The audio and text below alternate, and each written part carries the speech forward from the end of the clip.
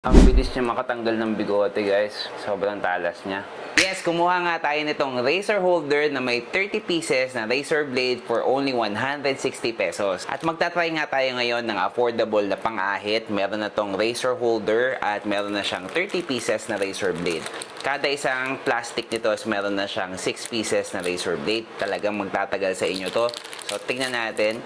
Naalala ko dati, sobrang mahal ng mga ganitong razor blade na merong dalawa lang yung free. Ngayon guys, sobrang mura na siya. So ilalagay na natin itong kanyang blade dito sa kanyang blade holder. Ang gagawin mo lang para mailagay yan is push mo lang to para mag-open yung kanyang lock at ilalagay mo na siya dun sa kanyang blade at pwede mo nang hatakin yung blade mo. At ang maganda dyan guys, kung napupuno na ng mga buhok or ng hair yung blade niya, pwede mo lang push to para malaglag lahat ng mga buhok. Sobrang nagustuhan ko nga itong razor na to, matalas at mabilis ipangahit. Kahit marami ng electric shaver na lumalabas dyan, mas gusto ko pa rin yung mga ganitong traditional. Plus, nung nakita ko to, meron na tong 30 pieces na kasamang blade.